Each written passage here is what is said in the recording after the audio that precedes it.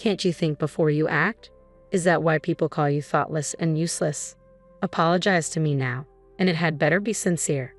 When my husband talks to me like this, I have no choice but to comply. If I talk back, we'll end up in a big fight, and it might lead to divorce again. I learned from my last divorce that a woman must not defy her man. So in my next marriage, I thought I should be more submissive.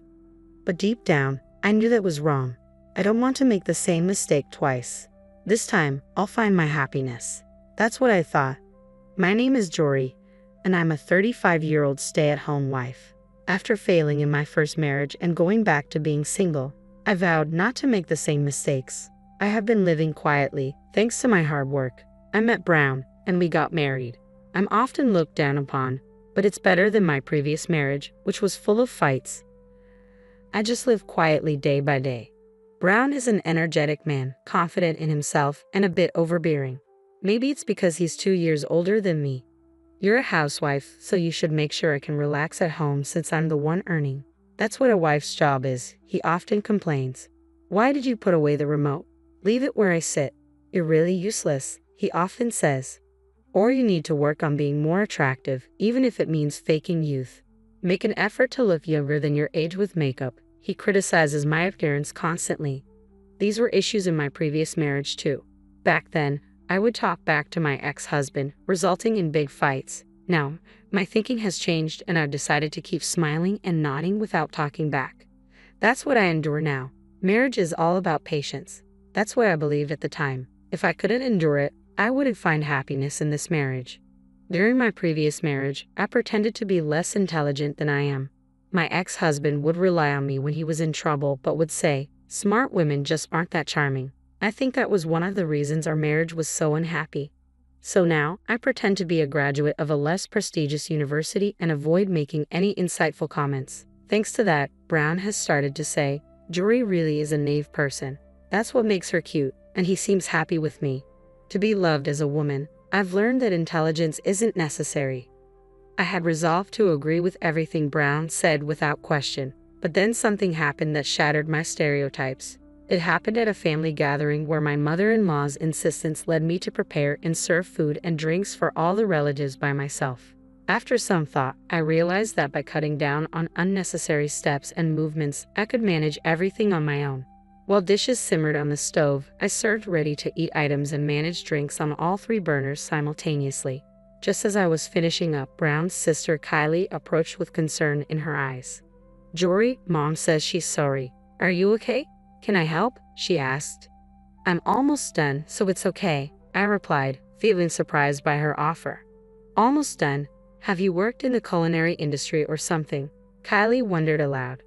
I worked diligently, and before I knew it, everything was ready. Reflecting on it, I realized pretending to be foolish wasn't as simple as it seemed. Despite my act, deep down, I had been imitating someone who once struggled with poor test scores in school. But bad test scores didn't equate to lack of intelligence. Eventually, the facade of pretending to be ignorant and suppressing my intelligence would lead to mistakes. I've been telling myself I'm stupid, just to be the kind of wife Brown approves of. I confided to myself. However, Kylie saw through my act. Despite being 6 years younger, she spoke to me with more maturity than Brown ever did. Kind words comforted me. "Jory, don't push yourself. It's okay to admit when you're struggling. My brother doesn't always understand other people's feelings, so I know it can be tough. Please rely on me during family gatherings. You don't have to do everything yourself," Kylie reassured me. Her words brought tears to my eyes. Pretending to be someone I'm not had been painful, and realizing that I felt compelled to act foolish just to be loved was heartbreaking. "Thank you," I whispered, grateful for Kylie's understanding and support. I expressed my gratitude to Kylie repeatedly and asked for her help in carrying the food. Since then, Kylie and I have been chatting on social media and occasionally going out together. My in-laws are unconventional, with my father-in-law working overseas and leaving my mother-in-law to manage the household alone. This independence means that when my mother-in-law becomes unreasonable, there's no one to intervene. Having Kylie on my side was a relief, but her support exceeded my expectations. At the next family gathering, when my mother-in-law tried to criticize me, Kylie intervened. "Mom, a son's wife is someone else's precious daughter. If I were to get married, would you treat me the same way you treat Jory? She defended me. Initially taken aback, my mother-in-law replied, but Jory is a divorced person, right? People who get divorced must have some character flaws. If I don't educate her properly, Brown won't be happy. She's not smart and lacks skill, so I have to be strict. Kylie calmly challenged her. Have you ever asked her why she got divorced? I don't know about that. Well, then you really need to see for yourself what kind of person Jory is. I know Jory is a good person, kind and very warm-hearted, but I'm worried because she sometimes neglects herself. Don't you see that? Mother-in-law listened attentively as Kylie spoke with sincerity. After a moment of thought, she turned serious.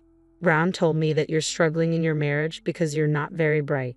But just like this kid says, even when I've given you impossible tasks at family gatherings, you've managed them effortlessly. If you were really dumb or inept, you wouldn't have been able to do them. See? Kylie exclaimed triumphantly.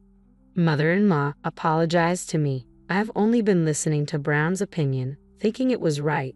Jory, I'm truly sorry for my rudeness until now. It's all right, I replied, accepting her repeated apologies. Honestly, being tasked with all the cooking had never made me feel uncomfortable. I had never even considered it harassment, but I found myself slightly hopeful that my relationship with my mother-in-law might improve. However, after that incident, she became tough on Brown.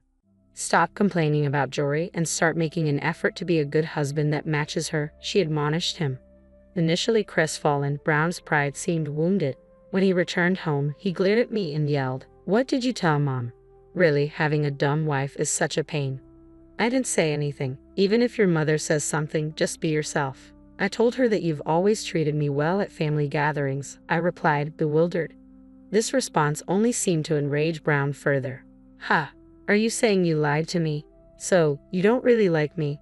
No, I'm always grateful to you. Thanks to you, I can live even without much education and not being very bright, I pleaded. Brown smirked with a chilling smile. Oh really? Then you'll do whatever I say, right? Yes, I'll do anything, I replied hesitantly. Good, because you messed up and I got yelled at by Mom. You'll get no allowance as punishment. I've been giving you $100 a month, but now it'll be zero. If you want it back, just think about pleasing me every day, Brown declared before retreating to the bedroom alone. I felt disheartened, wondering if this marriage was a mistake.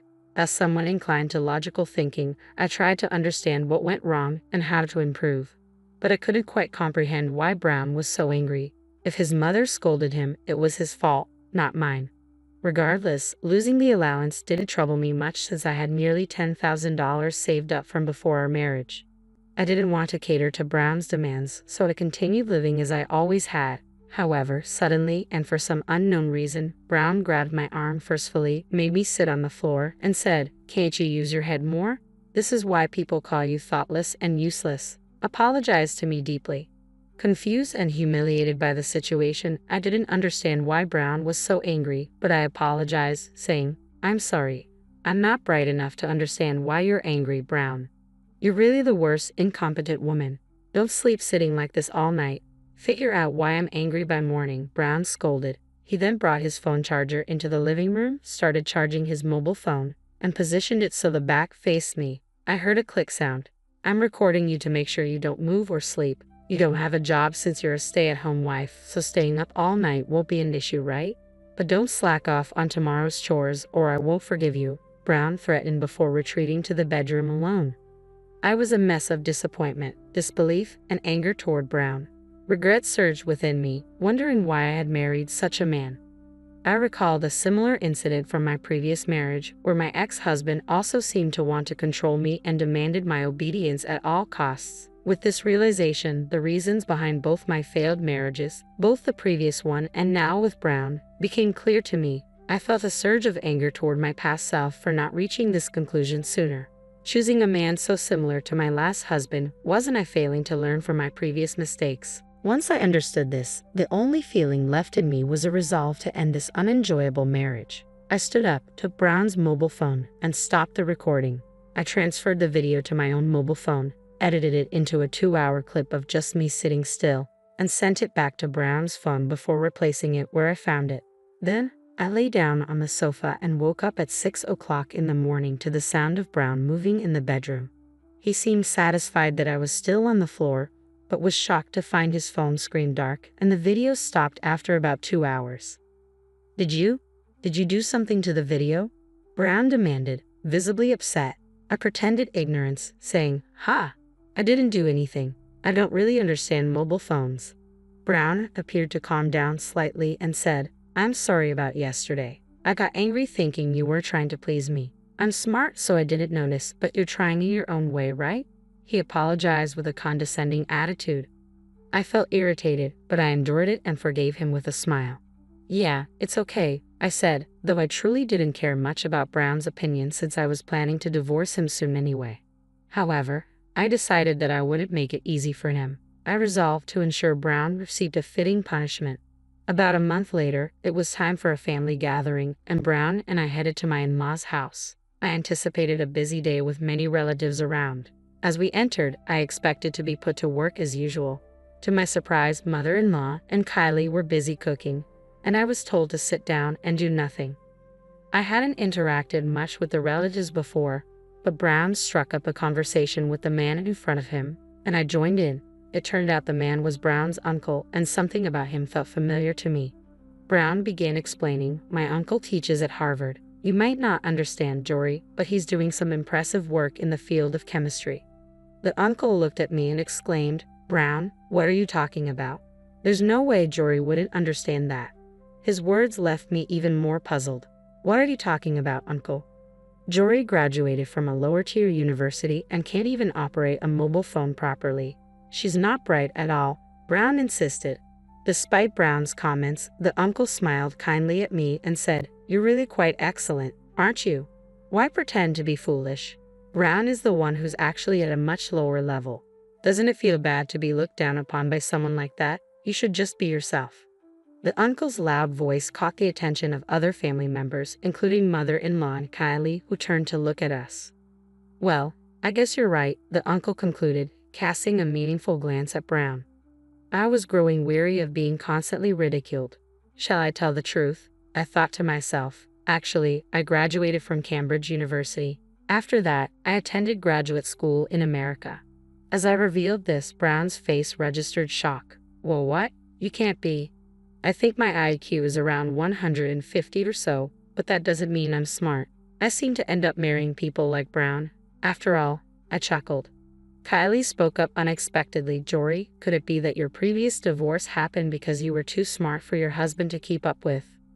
I had never discussed the reasons for my divorce, but it seemed Kylie had pieced it together. "Well, yes, that's right," I admitted. "My ex-husband said I was unattractive because I was intelligent. He believed women should be quiet, do housework, and only serve their husbands. I logically refuted him every time, and he eventually said he didn't want to be with me anymore. That's why I've been pretending to be foolish in my current marriage." As I explained, Uncle nodded knowingly. "I knew it. You were at Harvard's graduate school for a while after Cambridge, weren't you? I thought I recognized you. I never forget a face, though I'm not good with names. Besides, you were famous at the university for being both smart and beautiful." I was surprised by Uncle's recognition. "I was there for only about a year before moving to another graduate school," I clarified. "Now that you mention it, I did feel like I had seen Uncle somewhere before," I added, recalling the familiarity. Uncle laughed proudly. "Indeed, it was you? I thought you looked familiar." While Uncle chuckled, Brown's face turned pale and uneasy. Seeing this as an opportunity, I said, "By the way, there's something I want to show everyone." I took out my mobile phone and played a video. It should be sitting on the floor while Brown instructed me to stay up all night. Brown's voice was clear on the recording. Brown jumped up in protest. "This is fabricated. You did this to frame me. The fact that you only filmed for 2 hours proves it was your fault." As he shouted, he grabbed my collar, but the men around us quickly restrained him. And then, mother-in-law spoke up, saying, "I don't want to dine with such a despicable man. Please throw him out." With that, Brown was escorted out of the house. At the entrance, mother-in-law admonished him as he crouched. "I didn't realize you were this foolish." "I was foolish as well. I'll contact you later about what to do next. Go home and behave yourself." She slammed the door and locked it firmly. Then mother-in-law bowed her head to me, tearfully apologizing. "I'm so sorry about Brown. I had no idea he did such a terrible thing." I once believed what Brown said. Kylie and I supported mother-in-law, comforting her as she cried. Mother-in-law isn't to blame, I reassured her gently, repeating it until she finally recovered and put on a smile. The food's getting cold. Let's eat together, mother-in-law suggested, and we all returned to the living room. Later, I engaged in conversations with Uncle about his university research and enjoyed chatting with other family members. Eventually, I proceeded with the divorce from Brown. It went smoothly, including the division of property. When I showed Brown the passbook with $10,000 in savings I had before marriage, his face contorted in frustration. I should have been kinder. Even though I thought you were not smart, I'm sorry. You won't forgive me anymore, will you? He regretted, apologizing too late. Despite his words, I ended my relationship with Brown decisively. Subsequently, Brown was disowned by mother-in-law and cut off by Kylie. He sought help from relatives, but none paid him attention, leaving him to live a lonely life. Since then, I've found a job and am working hard. I've come to realize that a woman's happiness doesn't solely depend on marriage. I can live happily without it, focusing on what I want to do. This is when I can truly be myself. Although I divorced Brown, I've built a strong relationship with Kylie. Moving forward, I intend to cherish being true to myself, occasionally meeting and enjoying time with those I wish to get along with.